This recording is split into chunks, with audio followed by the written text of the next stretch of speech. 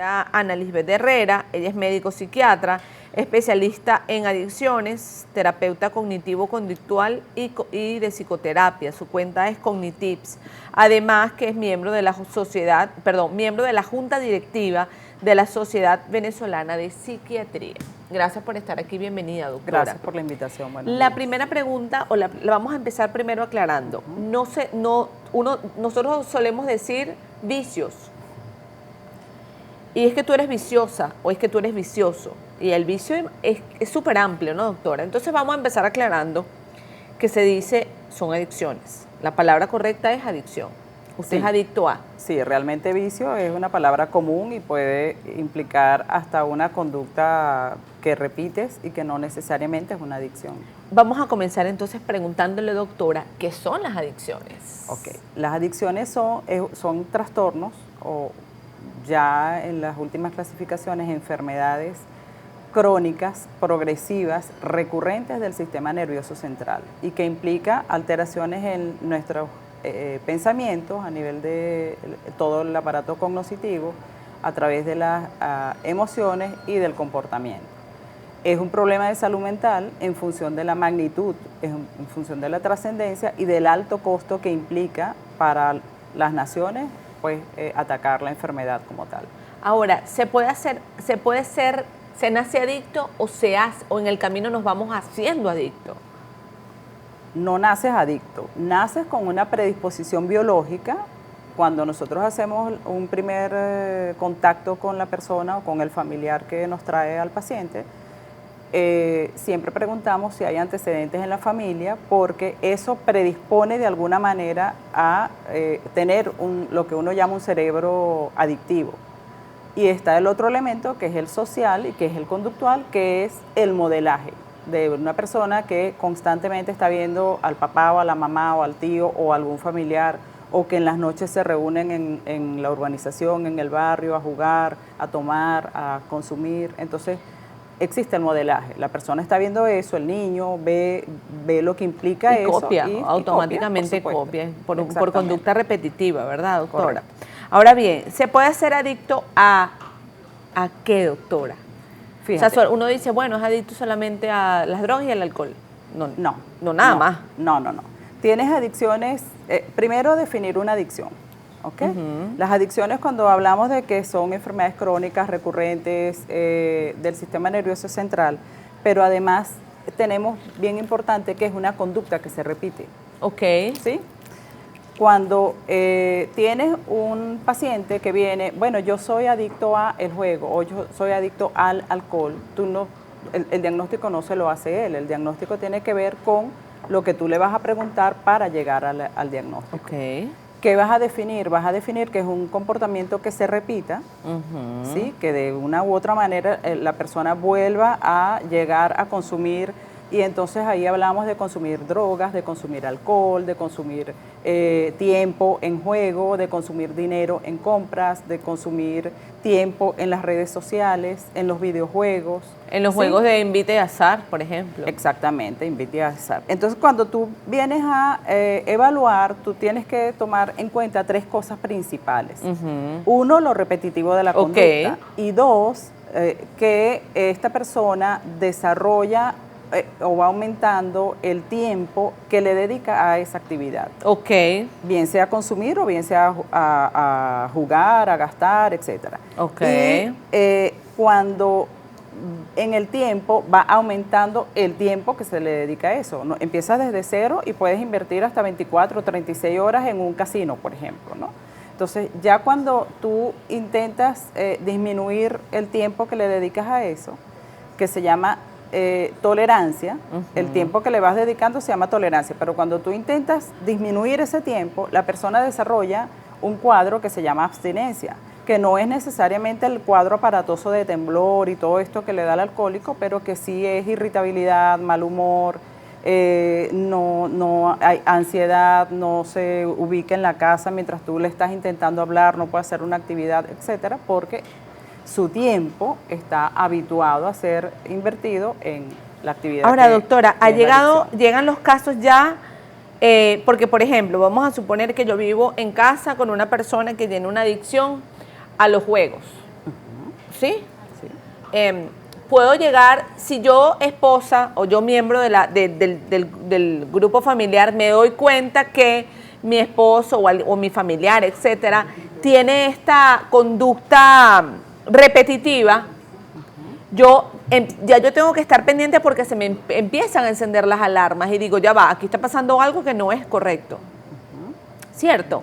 O es que ya la persona que va con la persona que tiene esta adicción ya está como que ya pasó estas tres etapas, doctora.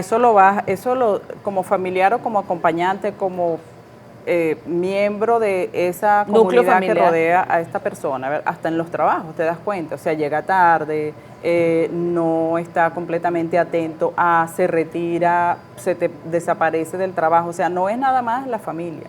¿Ok? Es todo un entorno que puede ir dándose cuenta de lo que le está pasando a esta persona. Es como te digo, o sea, empieza desde un nivel de consumo, drogas, alcohol, tiempo, en mínimo, pero vas aumentando. Y tienes la necesidad de ir aumentando. Se lo pregunto, doctora, porque nosotros en este programa, además de informar y que la audiencia pues se entere y sepa la definición de lo que es una adicción, un exceso, que sirva este programa además para que la audiencia se le enciendan las alarmas. Una mamá o un papá que está en casa ahorita y que de repente ve que su hijo o su hija tiene alguna reacción desde un punto de vista porque no tiene, no sé, no lo llevan a, no sé, no sale porque todas las tardes, no sé, usted me va a ir corrigiendo en el camino. Pero que de alguna manera yo me dé cuenta que tengo un miembro en mi casa que tiene un problema patológico, o que está entrando en estos tres aspectos o en estas tres etapas que pueden definir una persona adicta a. Claro, comienza, por ejemplo, la persona no comparte con la familia porque está invirtiendo el tiempo en la actividad que está haciendo.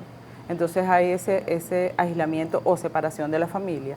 Cuando intentas rescatarlo o presionarlo para que comparta con la familia, se torna irritable porque lo está separando de su actividad. O da excusas para no hacerlo. Bien, puedes tener personas que lleguen tarde a clases o que falten a clases, por ejemplo, los adolescentes o los chamos cuando están iniciando consumo, o porque están más con los amiguitos de consumo que con los amiguitos de clases. ¿Sí? Entonces ya ahí tú comienzas, ya ahí no hay una adicción todavía, no necesariamente, y ya ahí se tienen que prender las alarmas.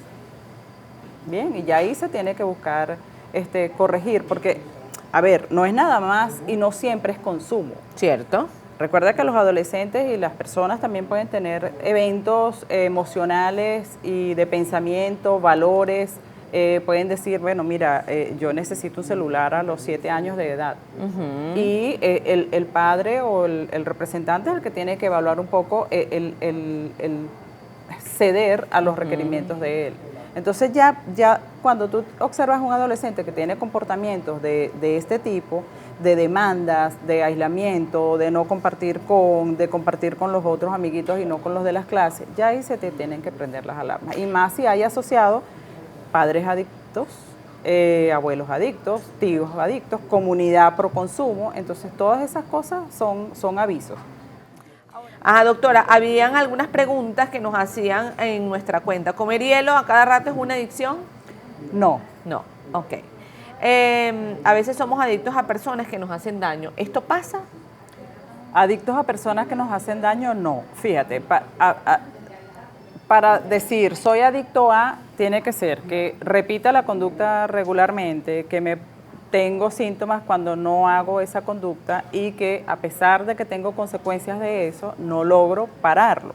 Porque no tienes la conciencia. Eso es lo que hace una adicción. Pero que tengas relaciones con personas tóxicas o con personas con las que no te conviene tener, eso es mala elección de pareja y eso tiene que ver con situaciones emocionales particulares, ¿no? Que hay que resolver. Correcto. A ver, tenemos una pregunta, un comentario que nos hace la señora Carmen. Dice que vivo en una zona donde tenía un bingo cerca, a varios pasos del bingo, asistía en la mañana y salía en la noche, todos los días, hasta que mi familia se reunió conmigo y me ayudó a tomar la decisión de dejar todo esto y dedicar mi tiempo en otras actividades favorables. Bueno, la familia estuvo alerta, ¿no?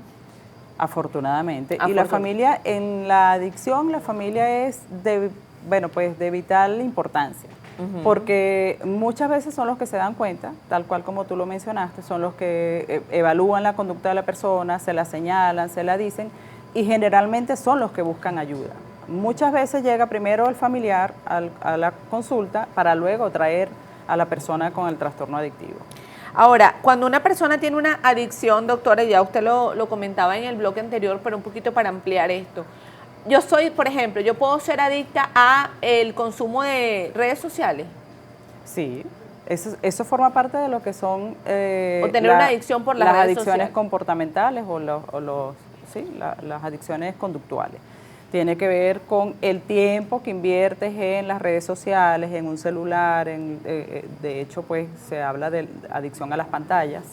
Y en los últimos tiempos ha habido un auge de estudios, de dedicación de especialistas en esta área, porque pues con la cuarentena, con la pandemia, la gente se dedicó a estar constantemente pegado al celular, al televisor y invirtieron mucho tiempo y a la hora de despegar se les ha costado. Eso es lo que generalmente produce la adicción. Videojuegos, juegos de envite y azar, compras, sexo, internet, juegos como ludopatías, como el que te mencionó la señora, horas en un casino. Y que además pues eres capaz de perder hasta la familia. Pierdes todo. La familia, y uno lo trabaja en terapia, la familia no la pierdes. La familia está allí. Que esté distante, que esté separada, eso no lo pierdes. Pero pierdes casa, pierdes carros, pierdes objetos y pierdes, al final hay que evaluar mucho lo que es la parte de la autoestima, que es lo que te mereces realmente. Te mereces eso que te está sucediendo o te mereces otras cosas. Te mereces la separación de tu familia, te mereces divorcios, te mereces que no veas a los hijos. O sea, todas esas cosas que al final es lo que está de base en las personas adictas, que son las situaciones emocionales, todo lo que tiene que ver con lo que piensan, con los valores, con los principios. Yo soy de la tesis de que no hay una adicción pura, ¿ok? Generalmente eso sucede en un individuo que le están pasando cosas, o en una persona o en una familia que le están pasando cosas. Entonces, cuando te pasa eso y no lo atiendes, entonces comienzas a evadir, comienzas a evitar con estos comportamientos, a repetirlos, y al final te queda el problema que tienes y la conducta evitativa que se perpetúa en el tiempo y se convierte en un trastorno adictivo. Doctora, hay personas que tienen respuestas recurrentes a un conflicto, en base a un conflicto. Si pareciera que es que si no tienes el conflicto, pareciera que el conflicto es tu gasolina. ¿Esto puede tener algo que ver con una adicción o un exceso? Fíjate, hay personas que tienen conflictos, ya hay un problema, o sea, ya hay una situación que hay que abordar, ¿correcto? Ahora, esa persona que tiene un conflicto puede desarrollar otras cosas más como alcoholismo, como tabaquismo, como ludopatía, como otras actividades adictivas, porque al final pueden desarrollar estas vías de escape, esta evitación de estos conflictos que se le están presentando y que si no los resuelves, pues te expone a riesgo de otras cosas. Hablaba de el exceso, o la adicción al tema de las compras. ¿Cómo identificar una persona cuando tiene una adicción a las compras? Claro, cuando la persona dedica mucho tiempo a comprar, cuando tienes consecuencias de comprar, o sea, compras cosas que no necesitas. Innecesarias. ¿Sí? Y eso, de hecho, está catalogado y entra mucho en el terreno de los trastornos de control de impulsos, que es hacer una actividad que no tiene como una justificación. O sea, te fuiste a las tiendas, compraste cosas y llegaste cargada de cosas que no necesitas. Ya ahí tienes que prestar atención. Luego entonces el tiempo que inviertes, el dinero que inviertes y cuando no lo puedes hacer, te tornas irritable, de mal humor, golpeas cosas, tiras cosas y no puedes parar de hacerlo a pesar de que sabes las consecuencias que tiene para ti. Eso es un trastorno adictivo. Es mucho más profundo el tema de la adicción de lo que quizás cualquiera en este tipo de, porque de repente tú dices, bueno, tiene adicción a las drogas o tiene adicción al alcohol, o al cigarrillo, por ahí. Y es mucho más fácil identificarlo y es mucho más fácil, vaya al psiquiatra, vaya al terapeuta, vaya al adictólogo, pero de repente no se le da otras no. Por ejemplo, el tema del juego. Yo conozco el caso de una persona, de un señor, que vive de estas apuestas de caballo. Entonces hace una especie de análisis de caballo y vive de eso. Y tú dices, pero es su negocio. Pero ahorita me imagino después que se dio cuenta que estuvo tanto tiempo pegado a esta historia de que era todo el jugar y jugar y jugar caballo, ¿no? Entonces, bueno. Él jugaba y luego se dedicó a hacer dinero a eso, con lo que juegan los demás. Claro, entonces tú dices. O sea, como que el jíbaro que vendía la cocaína y ahora, bueno, no, la consumía y ahora es jíbaro. O sea, entonces tú dices, más o menos wow, ¿cómo no? Y cómo invitar a mi familiar o cómo invitar a esta persona, a este ser querido, vamos a llamarle, porque de repente uno lo ve en un amigo. ¿Cuáles son estas herramientas que usted nos puede prestar para nosotros aplicarlas si tenemos a alguien cercano y le decimos, nos estamos dando cuenta que tiene algún tipo de adicción? ¿Cómo lo podemos invitar? Porque a nadie puede llevar obligado a una terapia, pero ¿cuál es esa manera de invitar a la persona? Bueno, justamente haciéndole ver las consecuencias que ese comportamiento repetitivo tiene para su vida, si ves que tiene conflictos familiares, conflictos de pareja, si hay deserción académica, si no fuiste más a la universidad o no fuiste más al liceo, o sea, te pones irritable cuando te hablo, hijo, o sea, vamos a ver de qué otra manera te pueden ayudar. A veces no logras llevarlo por la adicción, pero lo llevas por otro motivo. Y poco a poco vas introduciendo el tema. De entrada, la mayoría, sobre todo los adolescentes, les cuesta mucho asistir a una consulta por adicción. Pero pueden ir porque, bueno, mi mamá no me comprende, sí, porque tengo conflictos porque, bueno, no quiero estudiar, entonces, bueno, vamos a que te orienten a ver qué otra cosa puedes hacer. O sea, puedes engancharlo de diferentes maneras. No es que lo vas a llevar obligado, pero sí lo puedes llevar un poco con otros motivos y finalmente pues cuando estudias un adolescente o estudias un adulto siempre vas a preguntar. Cuando nos damos cuenta que tenemos una persona cercana, sea de nuestra familia, nuestro amigo, etcétera, que tiene esta conducta, una conducta adictiva, una conducta con exceso, ¿dónde está el error en el que nosotros quizás como observadores tenemos? O sea, por ejemplo, si yo le digo, yo la veo a usted que usted tiene una adicción a tal comportamiento. Yo le digo, mira, es que tú eres esto y esto y esto. Cuando yo vengo como que con esa tela de juicio, de alguna manera estoy poniendo una barrera, no dejo que esta persona se abra más. Ahí es donde de repente incurrimos en errores. Eso puede pasar, claro que sí, y pasa con bastante frecuencia cuando ya la persona está sobrepasada en su tolerancia de la conducta del otro, ¿no? La idea es justamente poder desde el amor, desde el compañerismo, desde el cariño, poder mostrarle a la persona la necesidad de buscar ayuda. Detrás de un adicto, doctora, o una persona con adicciones, con excesos, ¿hay una persona con depresión?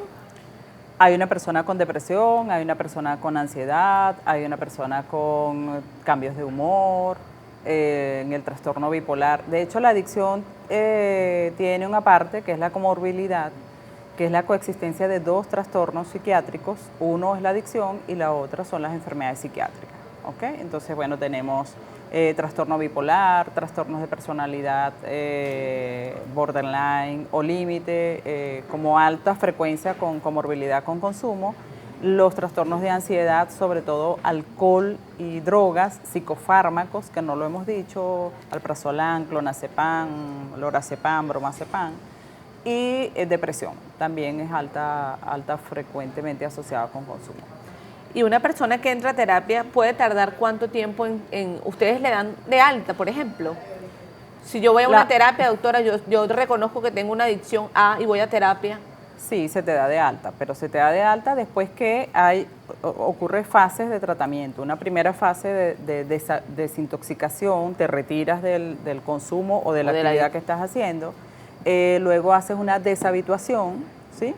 Que tiene que ver con separar hábitos con la actividad o la droga que consumes y pues vas haciendo como que cambiando esos hábitos que antes tenías relacionados y finalmente pues la parte de la rehabilitación como tal.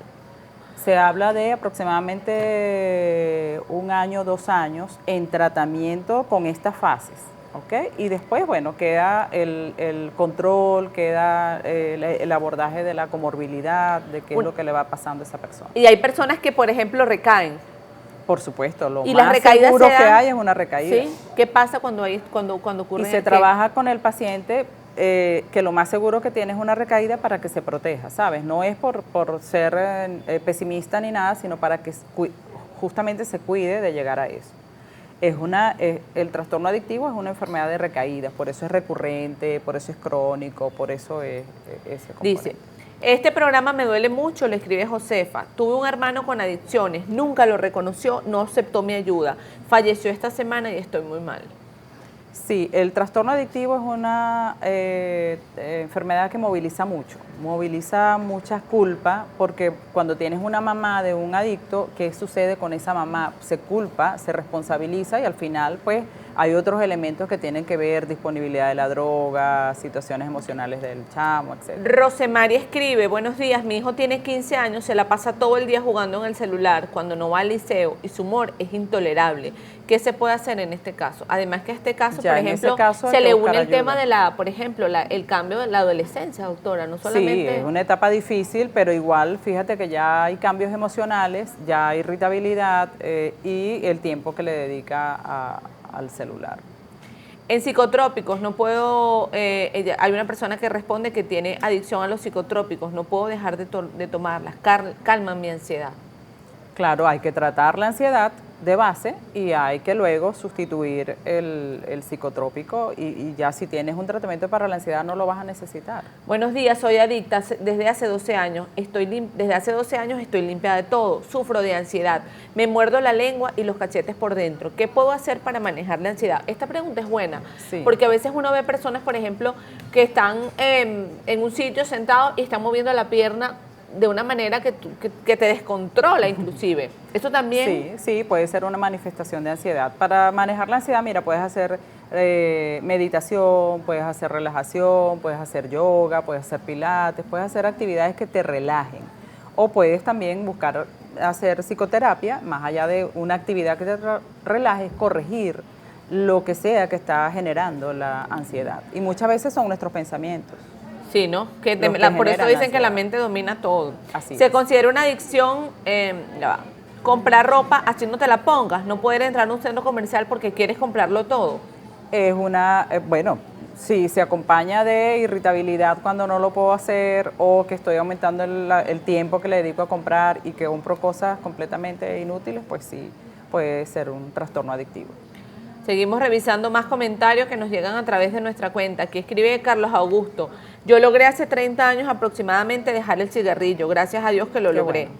Sin embargo, cuando me iban a operar, el médico le dijo que no dejara de fumar antes de la operación, ya que necesitaba estar relajado. Lo hice después. ¿Puede pasar casos así, doctora? Sí, puede pasar, claro que sí. De hecho, pasa mucho, por ejemplo, personas con consumo de alcohol importante, adictos al alcohol, que tienen accidentes de tránsito, tienen situaciones de salud que comprometen la vida y pues han recurrido inclusive los médicos a proveer alcohol en función de mantenerlo tranquilo para poder operarlo. Escribe Isabel, soy adicta a las chucherías, este comportamiento me vino después de una depresión postparto y quedé con depresión y ansiedad, creo que es el motivo, ¿puede pasar? Sí, pues, y debe buscar ayuda para la depresión y la ansiedad. Dice, porque mi hermana... si no va a caer en obesidad y en otros trastornos. Escribe otra persona, buenos días Marjorie, buen programa. Mi hermana tiene una bebé y tanto ella como su marido trabajan. El detalle es que él ha ido exigiendo más tiempo en el negocio y ella le invierte más tiempo al trabajo, al punto que ya no ve a su hija, sino de a ratos. Él en la mañana y todo el día, y todo lo que piensa es en el trabajo y solo comparte 1 hora con la niña. La niña, todo lo que aprende es de mi mamá, o sea, su abuela. Cuando le digo que cambien un poco su rutina, se molestan porque ella dice que él tiene que estar pendiente del trabajo. Cada día se queda más tiempo fuera trabajando, pudiendo disminuir más tiempo, pero no quiere. Yo le quiero preguntar con este comentario, ¿está bien dicho que hay una persona adicta al trabajo? ¿Esto está bien? Esto realmente está bien en función de lo que la gente llega a diagnosticar en el otro, vamos a ponerlo así para no ser tan críticos, ¿no? Pero lo que define una adicción son síntomas y un comportamiento pues habituado o dirigido a la actividad, no digamos en función de las consecuencias que viven las personas.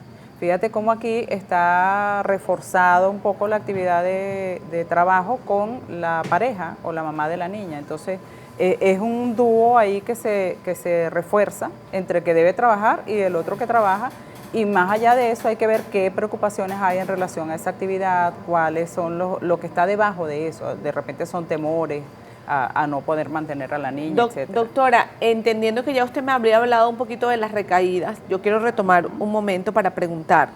Cuando una persona recae después que ustedes le dan de alta o recae en el momento, en el proceso de la terapia? Durante todo el proceso y post proceso, la persona está en riesgo de recaer si se expone a situaciones de consumo, pues si se reúne otra vez con las personas con las que consumía, si va al casino, si reúne dinero y se va a la tienda, si se va al prostíbulo, o sea, sea cual sea la actividad, si se expone y no está adecuadamente trabajada esa situación, él va a recaer o puede recaer. Aquí seguimos revisando más comentarios que nos llegan a través de nuestra cuenta @entrenoticiaseb. Dice, doctora, mi hijo es adicto a las drogas, una mamá que lo reconoce. Debe buscar ayuda, debe buscar ayuda. No hay rehabilitación sin atención psicoterapéutica. Pudiera ser sin fármacos, lo dudo, lo pongo en duda porque, bueno, es una condición biológica y hay que atenderla como tal, pero deben buscar ayuda. Generalmente los trastornos adictivos no se trata el paciente solo, se trata en conjunto con la familia. En el Hospital Psiquiátrico de Caracas, en la unidad de atención al farmacodependiente, donde me formé, hay atención tanto para el paciente como para la familia. Sí, porque tienen que ir todos de la mano, ¿no? No haces nada con que vayas los familiares tú y mi familia también deben revisar a ver qué cosas están haciendo para reforzar, pero también para alejar a la persona del consumo. Buen día. ¿El consumo de azúcar y dulces son adicciones? No necesariamente. Esto es algo más que tienen que revisar desde el punto de vista fisiológico, la necesidad de consumir azúcar, a veces es igual una diabetes, o sea, hay que revisar eso en particular. Un señor cercano a la familia, escribe un comentario, un señor cercano a la familia por sus vicios de licor, bingo, discotecas y demás, perdió su hogar, su casa, la familia, todos los bienes, el trabajo y los amigos. Ese es el consecuencias, trastorno, ¿no? grave adictivo, sí.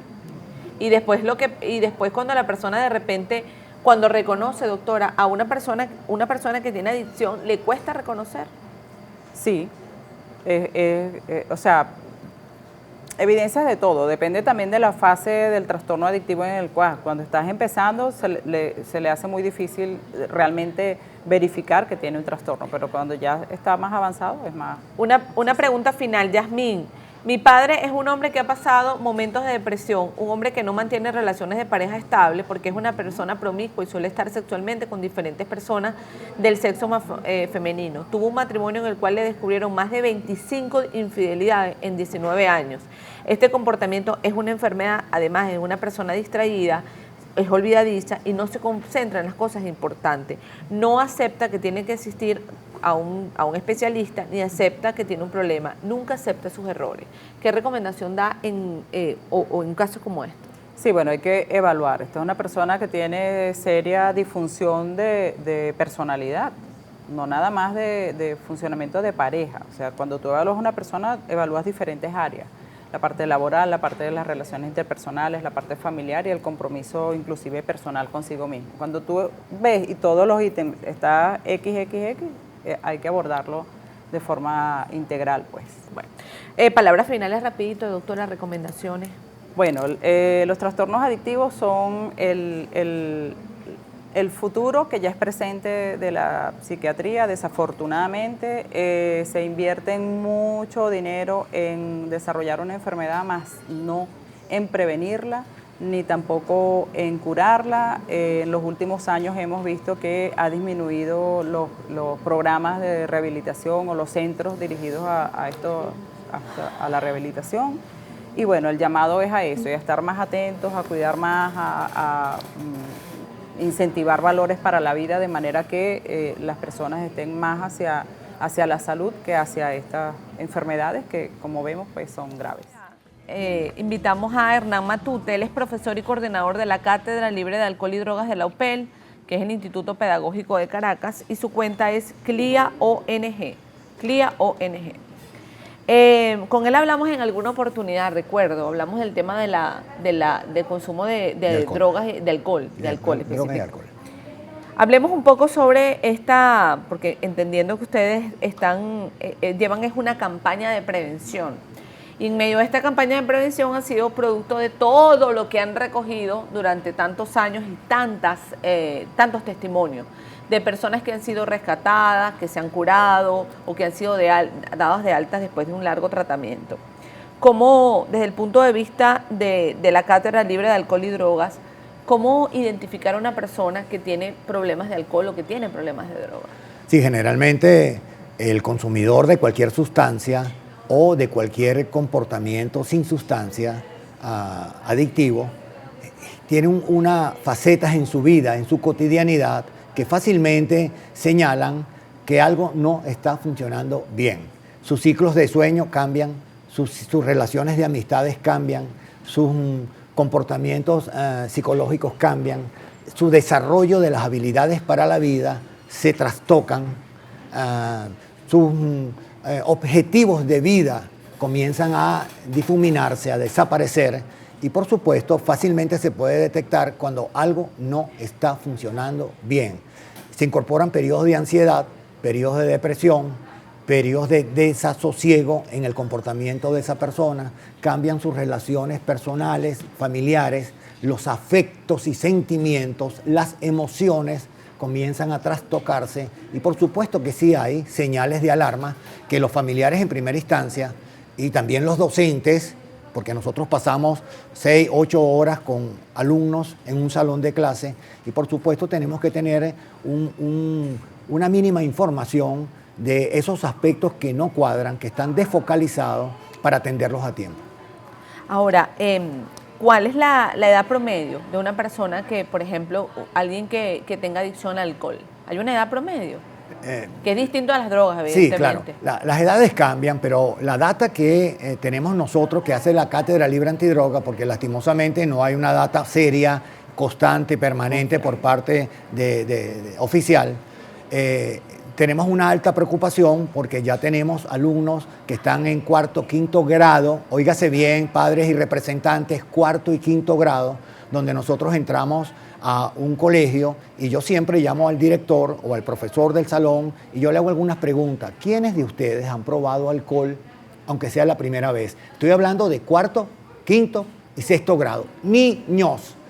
Y me levantan la mano 31 personas de 33 me levantan la mano.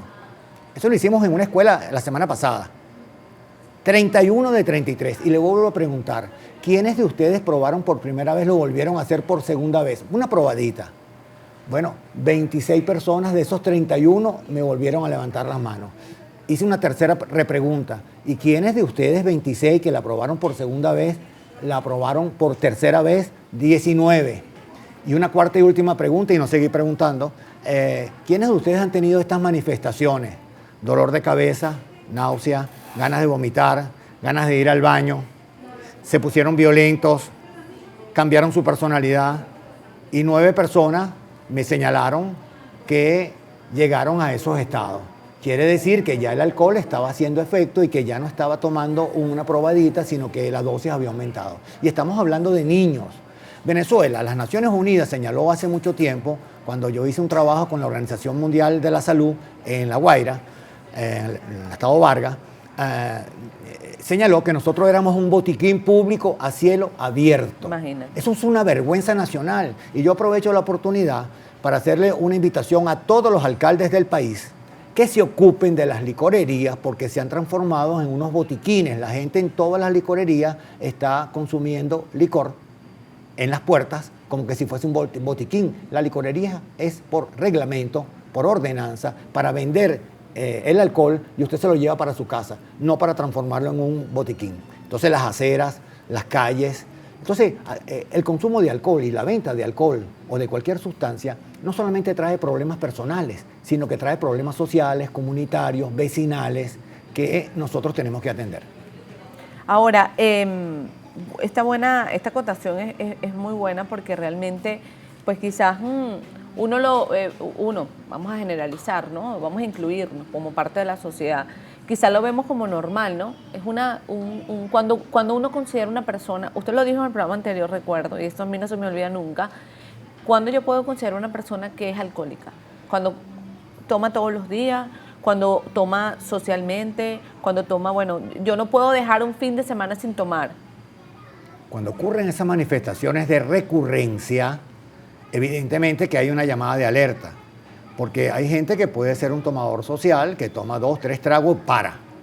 Pero esa gente que se toma una botella hasta la última gota y que cuando se termina esa botella quiere buscar otra, o pasarse de la cerveza al ron, del ron a la guarapita, de la guarapita al whisky, del whisky, bueno, ahí hay un problema.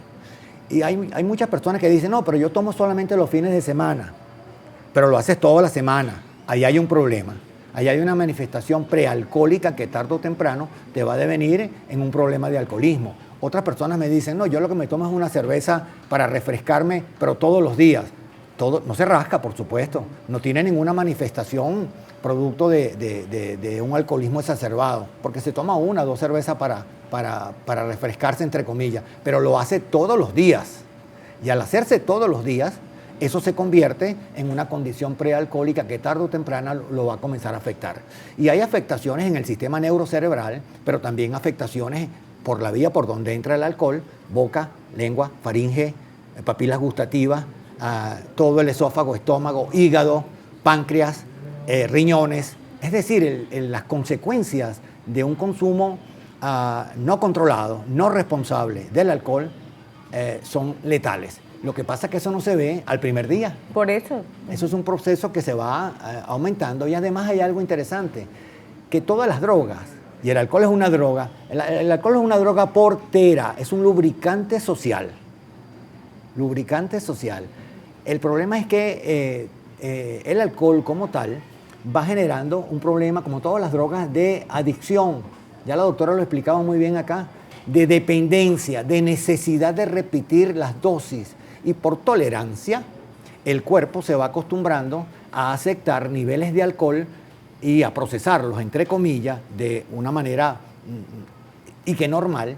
Y tu cuerpo necesita, y tu cerebro necesita más cantidades de esa droga o de ese alcohol para sentir las mismas satisfacciones, entre comillas, placeres, emociones, evasiones, que sentía con dosis menores.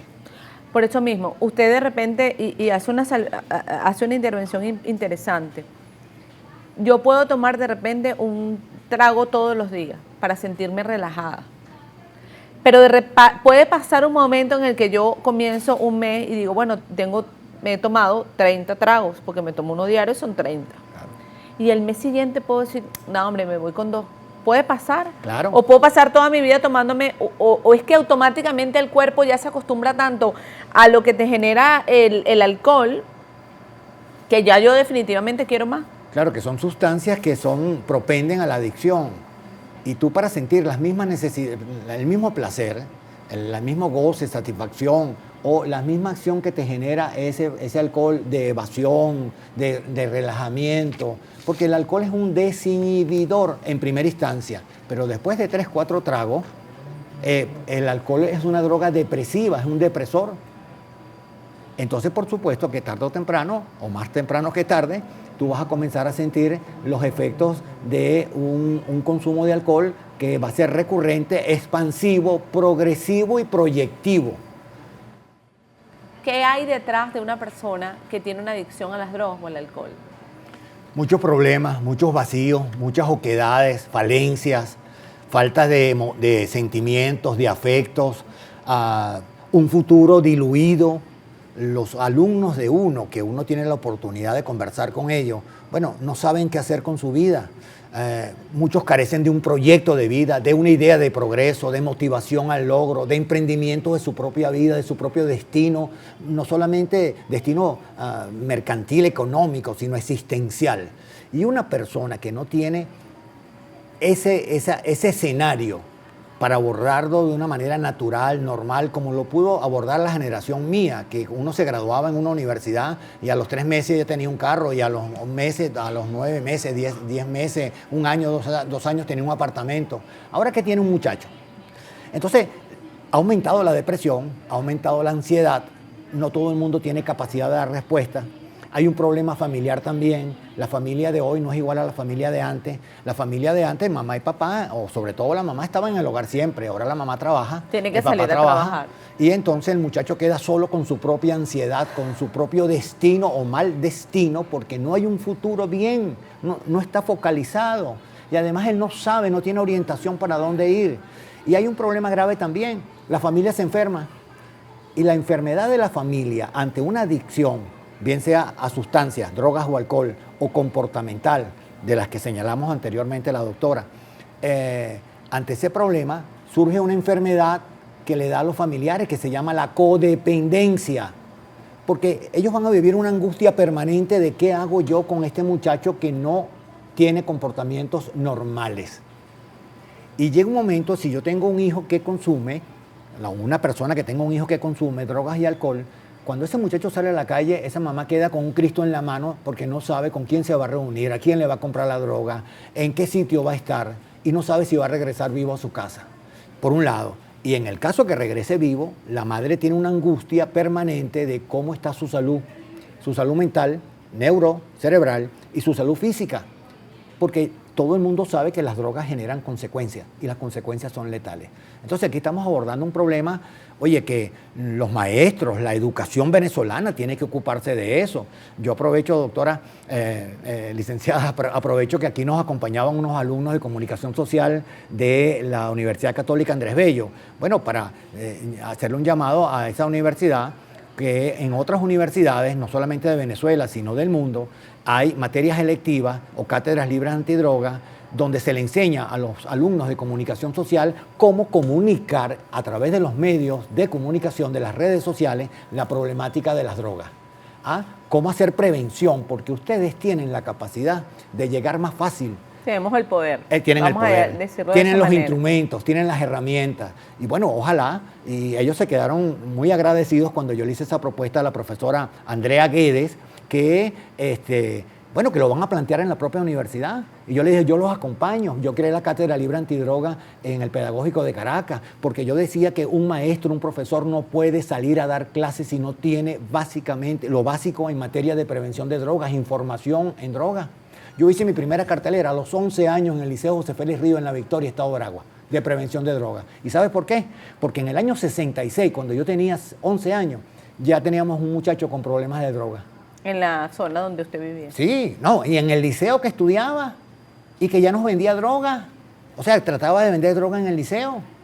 Cuando la gente me dice, ¿y eso fue en el 66? Sí, en el 66. ¿Usted cree que ese problema ahora no está magnificado? No es de Bueno, ahora en todos los liceos, yo hice una encuesta, y en 287 colegios y liceos del área metropolitana de Caracas, en públicos y privados, en todas las clases sociales, y los resultados son dantescos, preocupantes, y nadie reacciona. Porque cuando los organismos del Estado reaccionan de manera epiléptica. Cuando ocurre un problema de drogas, se aparecen todos los organismos del Estado. Pasan 2 semanas allí y se desaparecen hasta que vuelve a ocurrir otro problema de droga. La droga está en nuestros pupitres, padres y representantes, colegas, maestros. Sí, es un tema de estar alerta como sociedad. Todos tenemos la responsabilidad como sociedad de estar alertas y estar además documentados, leer, estudiar, porque más allá, y vuelvo yo al punto original, más allá de juzgarle la vida a alguien, es entender que ese alguien está pasando por un proceso. Claro, jugar es muy fácil. Esa es una enfermedad. Y es una enfermedad. Como es una enfermedad declarada por la Organización Mundial de la Salud, ¿qué tenemos que hacer? Bueno, dar asistencia médica, sanitaria, psicológica, psicotécnica, neurológica, psiquiátrica, asistencia como si fuese la diabetes, como si fuese un problema del corazón, y eso no lo estamos haciendo. Venezuela, y esto va para las autoridades y para la sociedad venezolana, es el país con la menor inversión en materia de prevención en el campo de las adicciones. Venezuela es el país que ha descuidado y degradado los centros de tratamiento de las adicciones. Casi no existen públicos. Y tenemos un problema que me está creciendo, eso lo vivo yo en las aulas de clase, porque yo creé el primer servicio social comunitario a nivel universitario del país, y creé la primera asignatura con 3 horas, con 3 créditos, 3 horas de clase, 3 créditos en la UPEL, que se llama Las drogas y su prevención desde el ámbito educativo. tienen 20 años ya, cumplimos el 25 de octubre, cumplimos 20 años de haberlo creado. ¿Y por qué lo creamos? Porque demostramos que las drogas están en los pupitres, que están en las aulas de clase. El vendedor de droga antes, en la época mía, ¿dónde estaba? Puertas afuera del colegio, puertas afuera de la universidad. Ahora el vendedor de droga está carnetizado, uniformado y comparte el aula de clase con su hijo. Por eso es la importancia de tener nosotros como ciudadanía, los profesores que tienen pues su autonomía dentro del aula de clase y estar más alerta de los comportamientos, llamar al representante, ¿no? Y me imagino que pasará en las aulas de clase que tú ves que quizás una maestra o un maestro ve un comportamiento inusual en alguien y llamar al representante, llamarlo a capítulo. ¿Cómo ayudar a la familia desde el punto de vista de esta cátedra de prevención de drogas que usted imparte, cátedra de libre de alcohol y droga? ¿Cómo ayudar a la familia con una persona que tiene problemas de alcohol o de droga? Sí, bueno, la primero es que la familia tiene que buscar información. Si usted no tiene la capacidad o no tiene la información propia, el apresto para poder abordar por sí mismo, porque no basta ser padre o madre. Usted puede tener amor para ese hijo, pero si usted no sabe cómo abordar esa problemática, no se meta a brujas sin conocer las hierbas, busque ayuda profesional. Psicólogos, psiquiatras, orientadores, psicopedagogos, terapeutas, profesionales que tienen que ver con esta problemática. Y esta problemática, si no la atendemos, va a ocurrir, estimada licenciada, lo que nos está pasando en la actualidad. La Organización Panamericana de la Salud nos señala que Venezuela es el país de América Latina con mayor embarazo precoz. Bueno, pero de hecho... Y entonces fíjese, ¿por qué ocurrió eso? Bueno, porque desatendimos la información y la prevención sexual en los colegios. Y el gobierno, de hecho, comenzó una campaña. Las campañas, lo desatendimos. Pero ahorita viene una campaña. Viene una campaña lo tomaron sobre eso. Claro, bueno, pero ¿por qué tenemos que reaccionar después que el agua se desbordó? Entonces, lo mismo nos está ocurriendo con las drogas. Vamos a esperar que después que la gente haga tusi-yusi, tenga relaciones sexuales indebidas, menores de edad, sin formación, sin prevención, para actuar. Después que aparecemos en todas las estadísticas del mundo con esa maula, esa nota negra de ser el país con mayor embarazo precoz. Mire, hay algunos comentarios que hacen. Aura Raga, es triste cuando el jefe del hogar pierde los controles por sus vicios y no lo quiere aceptar. Esto quizás en términos generales porque estamos hablando de vicios y excesos. Toma un carácter que no quiere que le digan nada y pierde todo. Cada familiar tiene que buscar su propio camino. Claro, es que generalmente el adicto reacciona cuando toca fondo. Porque no se da cuenta. Claro, de repente la familia ni se da cuenta. Sí, o no se da cuenta o no quiere aceptar su problema. Y eso de que agarran al muchachito por la oreja y lo llevan a un médico, a un psicólogo, eso no funciona. Yo entiendo la angustia del padre, pero si el adicto no se da cuenta de que quiere salir del problema de la droga, obligado no funciona. Se ha demostrado en todos los países del mundo que de cada 10 personas que llevan obligadas a una consulta médica o lo meten en un centro de tratamiento 10 meses, 12 meses, un año, si él no tiene la voluntad propia, no tiene la disposición y el compromiso de salir de ese escenario negativo, él cuando salga de allí va a pasar 10 meses sin consumir. Cuando salga, vuelve a consumir. Ahora, ¿cuál es la recomendación para llevar a una persona que tiene estos problemas a que realmente se deje prestar ayuda? Bueno, ¿cuál es la recomendación que hace usted desde su experiencia? Claro, fíjense, lo primero es que no debemos arrinconar a la persona. Generalmente el padre o la madre acciona con molestia, a veces con violencia, y ahí no logramos nada. Simplemente tenemos que decirle, mira, yo sé que estás pasando por un problema, yo sé que tienes una adicción, esto es una enfermedad, porque esa es otra cosa, que aquí la sociedad ha establecido que eso es un problema moral, que eso es un problema, que todo consumidor de droga es delincuente, y eso no es así. Yo conozco personas que consumen droga y nunca han hurtado, robado, violado, ni nada.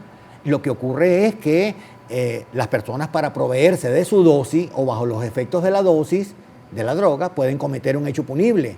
Pero lo que tenemos que decirles es, mira, yo quiero acompañarte, tú eres mi hijo, yo te amo, yo quiero que tú protejas tu vida, tu sistema neurocerebral, vamos a buscar una ayuda en conjunto. y ahí incorporamos a la novia, a los amigos, a los familiares, porque hay algo importante.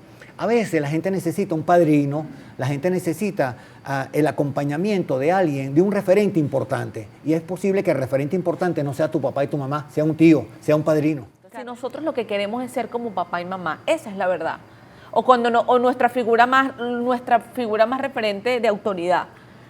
Si nosotros queremos ser, los niños quieren ser como papá y las niñas a veces como mamá.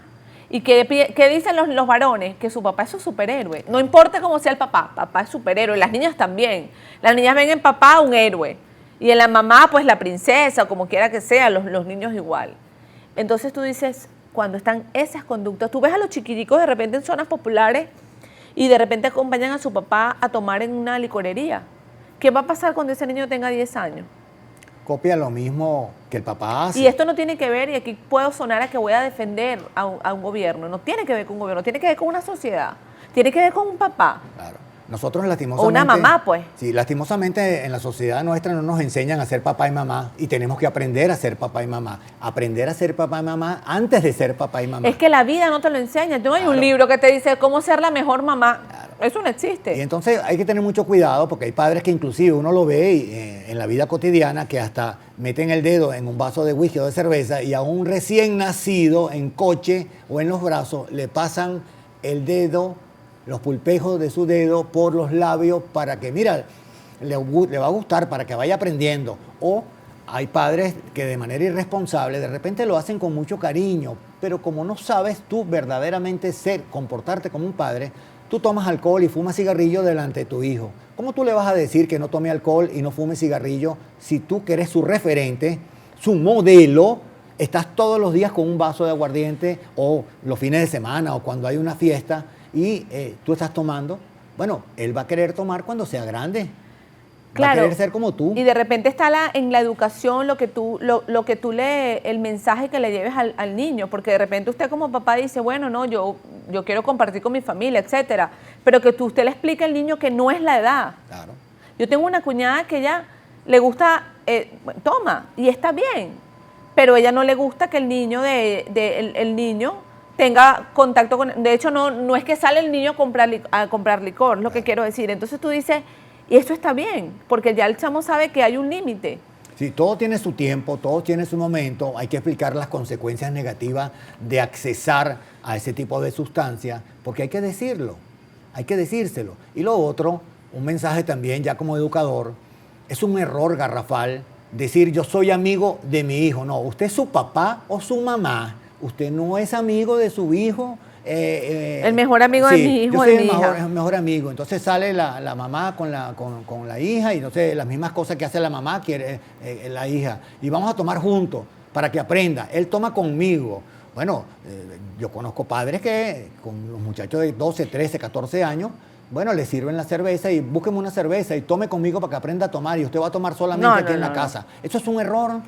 Todo tiene que tener su límite, como lo dice, correcto. ¿no? Todo tiene que tener su límite, porque ciertamente tú eres adulto o uno es adulto y uno de repente tiene un compartir dentro de casa y ¿sabes? Lo puedes hacer, pero que eso no te le dé la excusa al niño que porque te estoy viendo lo voy a hacer, ¿no? Ahí es donde tú dices, ya va, tú tienes esta edad, yo tengo esta, yo soy la mamá o yo soy el papá y aquí la autoridad soy yo y aquí no es no. Claro, y sin coartarle su libertad, no debe haber libertinaje, que son dos cosas completamente distintas. Los padres tienen que saber qué están haciendo sus hijos, dónde están, con quién y a qué hora. Esas 4 preguntas son fundamentales. A veces los padres se desentienden de eso, pero como padre responsable yo tengo que saber dónde está mi hijo, con quién está reunido, en qué sitio está reunido. Conocer a los amigos, ¿verdad? Conocer a los amigos. Y los padres del siglo XXI se han desentendido de eso. No, es que por sí solo se vale. No, ningún adolescente se vale por sí solo, porque los procesos de vida y los aprendizajes tienen estadios. Piaget, Skinner y todos esos pensadores universales lo definieron muy bien. Y uno tiene que tener, coherencia. Los padres tienen que tener coherencia, los maestros tienen que ser coherentes. Yo agarré una rabieta, me invitan a un liceo a dar una charla de prevención de droga, inclusive hablé mucho del alcohol y cuando salgo del liceo Bueno, 7 profesores de los 11 que estaban acompañándome en el auditorio, los veo en la esquina tomando cerveza y los alumnos saliendo del liceo. Bueno, ¿qué hice yo en ese momento? O sea, ¿qué hicieron esos profesores que me invitaron a mí a ese liceo? Bueno, la cómica, porque los mismos que están invitándome para que yo les hable de prevención del consumo de drogas y alcohol, en este caso de alcohol, estaban en la esquina tomando licor. Hay un señor que escribe, se llama Álvaro, dice, Hogares Crea de Venezuela, la mejor opción. Yo estoy allí reeducándome. Amén. Eso es en Valencia, en Naguanagua. De hecho, tiene muchos años Hogares Crea. Sí, no, y nosotros construimos acá, ayudamos al padre Rivolta, cuando yo estaba como director general de Civil y Política de la antigua gobernación. Aquí en San Agustín le cedimos un terreno, cuando se estaba construyendo el Boulevard Ruiz Pineda, en la entrada de San Agustín, le cedimos un terreno a Hogares Crea, que nos los pidió el padre Rivolta, porque es una labor bellísima. A mí no me importa si lo hacen los protestantes, los testigos de Jehová, los adventistas, los cristianos, los católicos apostólicos romanos, lo hace el Estado, pero necesitamos un concurso, un consorcio de diferentes instituciones que aborden el problema de la prevención y del tratamiento. Yo le apuesto también al tema de la familia. Usted se va hacia el lado gubernamental de los organismos y está bien, pero yo le apuesto más, no quiero decir que no aplaudo lo del tema del gobierno, ojo, claro que sí, porque todos necesitamos tener una mejor sociedad y tiene que ver mucho con nosotros, con lo que nosotros hacemos en casa. Si yo siento que tengo problemas de alcohol, por ejemplo, que yo misma busque la ayuda, yo me dé cuenta, yo identifique. Esto ha sido un programa para que nosotros identifiquemos, porque aquí está, yo puedo identificar si tengo problemas de vicios qué sé yo, o adicción al alcohol y decir, algo tengo que hacer con esto porque soy mamá, porque mi hija me puede ver. Claro, no es mi caso, pero cualquier persona, porque somos seres humanos y todos tenemos problemas. Tenemos que apostarle a la responsabilidad propia, pues. A la responsabilidad como sociedad. André Malraux, un pensador, escritor francés, hizo un libro llamado La condición humana. Nosotros tenemos que pensar mucho en tratarnos y considerarnos a nosotros mismos precisamente como eso. Nosotros tenemos que construir un ser con ética, tenemos que construir un ser con moral, con virtud. Esto no es religión como tal, son parámetros. O sea, el portarse bien, el andar correcto, en hacer las cosas de vida que la propia sociedad establece y las propias normativas. Sabemos que los países tienen normativas, reglamentaciones, leyes distintas y comportamientos tradicionales distintos. Lo que de repente aquí es normal consumir alcohol, en las sociedades musulmanas está prohibido por el Corán, ¿de acuerdo? Pero, oye, tenemos que tener parámetros. Una sociedad sin parámetros no es una sociedad como tal. Los límites, definitivamente. Bueno, y como hay límites, nos pusieron el límite que tenemos que despedir el programa porque ahorita comienza Noticias Globovisión, el noticiero matutino. Bueno, vamos a despedir a Hernán Matute, profesor y coordinador de la Cátedra Libre de Alcohol y Drogas de la UPEL. Su cuenta es CLIA ONG. Este programa va a estar disponible en las próximas horas en nuestro canal de YouTube. Gracias por haber venido. Sí, yo espero a mis alumnos el sábado 4 en el Pedagógico de Caracas, Auditorio Simón Bolívar, donde vamos a tener el primer evento, el número 168 que he realizado desde el 25 de octubre del 2003, donde vamos a llevar especialistas, inclusive ya invitamos a la persona que estaba aquí antes. A la doctora. A la doctora. Y bueno, los alumnos de la Cátedra Libre Antidroga, los alumnos de la actividad de extensión Las Drogas y su Prevención desde el ámbito educativo y los alumnos del Servicio Comunitario en Prevención de Drogas en el Pedagógico de Caracas y todos los que quieran asistir, porque eso es gratuito, estamos a la orden.